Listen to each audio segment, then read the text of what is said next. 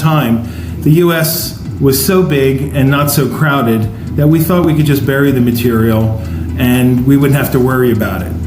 We're not in that kind of situation anymore.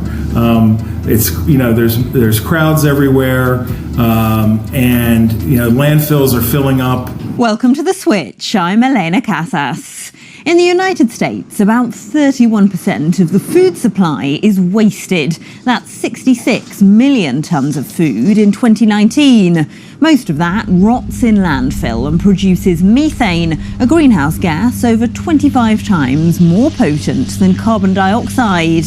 To keep it out of landfill, one solution is to feed organic waste into anaerobic digesters, which capture the methane to be used as fuel, replacing natural gas. Sean Kreloff is CEO of leading anaerobic digestion firm Bioenergy DevCo, and he joins me now. Sean, hi, thanks for joining us. So to start with then, in the simplest terms, how does your process work?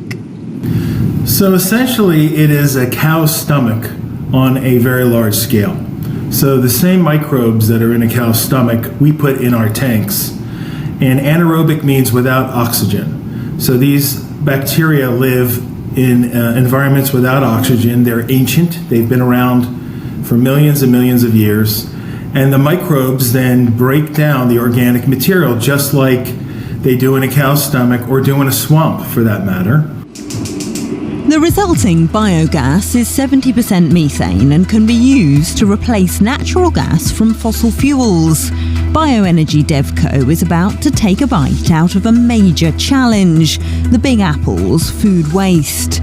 It's building a new plant that will digest all the organic waste thrown away in Manhattan and the Bronx after the City Council voted to require New Yorkers to separate their organic waste in June. That's 3.6 million kilos every day. So that's what's really great about anaerobic digestion. You can operate it on a very, very large scale, and it only takes a small amount of land.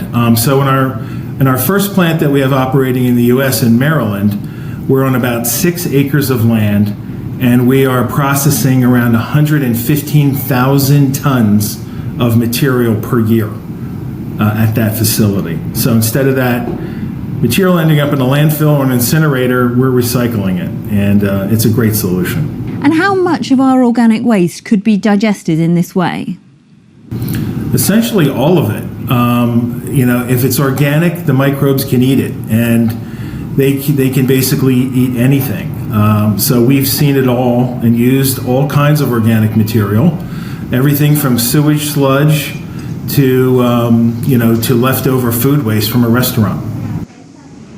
Barely 1% of America's food waste was digested this way last year, though, and almost 60% went straight into landfill. And I think the reason really is for a very long time, the U.S. was so big and not so crowded that we thought we could just bury the material and we wouldn't have to worry about it. We're not in that kind of situation anymore.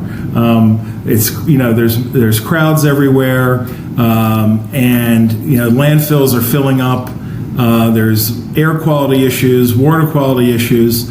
So this now has become a great solution. Your process, though, is still producing methane, which is then burnt and is contributing to the climate crisis. So is it really part of the solution? So I really believe it is for lots of reasons. First of all, we're trapping the methane. The biggest problem with methane is it's in the atmosphere. We're keeping it out of the atmosphere. But what a lot of people really don't know is methane can easily be changed into hydrogen just by using steam. So that is our long-term goal, is to create green hydrogen from methane, and that will be the best solution of all. Okay, but we are in a stepping stone kind of a process, and we will get there. How urgent is it, Sean, that we change how we dispose of our waste? It really is urgent, especially with methane.